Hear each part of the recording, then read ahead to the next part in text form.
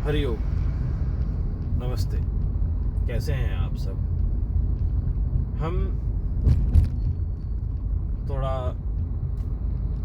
सर्दी जुकाम खांसी पर बात करते हैं। छोटा सा मैं कुछ इनमें टिप्पणियाँ देना चाहूँगा जिनका पालन मैं और हमारे घर में सब सदस्य करते हैं। और जो भी चंबल ग्राम में जो भी व्यक्ति आते हैं, भक्तगण जो विश्वास रखते हैं धर्म में, इनका इससे फ़ायदा ही हुआ है।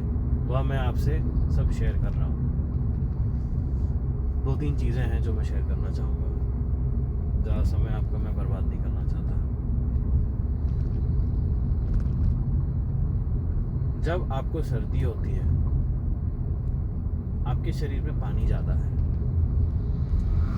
पानी ज़्यादा होने के कारण पानी कफ में तब्दील हो जाता है, कन्वर्ट हो जाता है।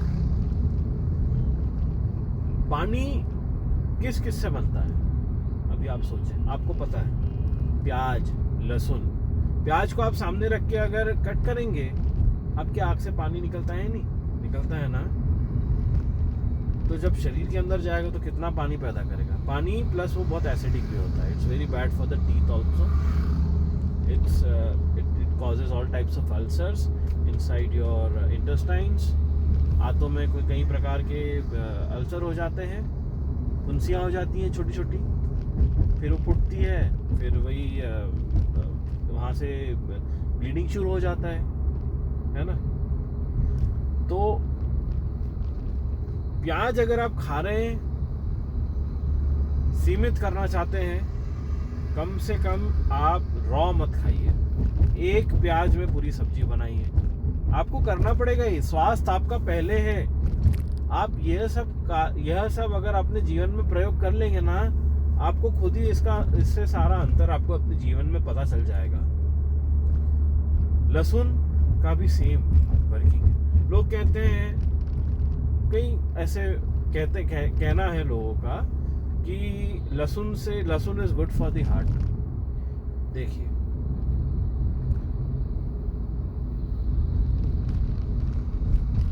कोई भी औषध सीमित माइक्रोग्राम्स एंड मिलीलीटर्स में कंज्यूम करनी चाहिए। ये आप भी जानते हैं। आप अगर उसको सब्जी में डाल के पका के खा रहे हो, कोई कारण से वो तामसिक है।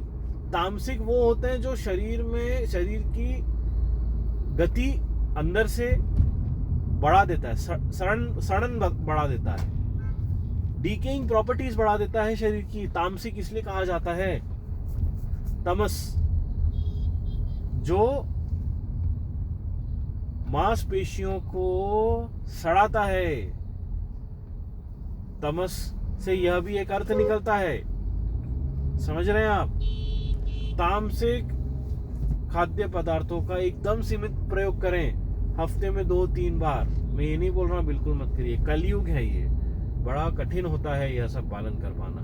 पर अगर आप कर लिए तो आपको फायदे अपने आप दिख जाएंगे। मेरा क्या है इसमें? मैं 2 बातें जो जान रहा हूं वो मैं आपको शेयर कर रहा हूं। और इससे सर्दी होती है क्योंकि कफ बन जाता है। तो कफ और खांसी के लिए आप क्या कर सकते हैं? देसी गौ माता का गौमूत्र को उबालना पड़ेगा आपको, ठीक है?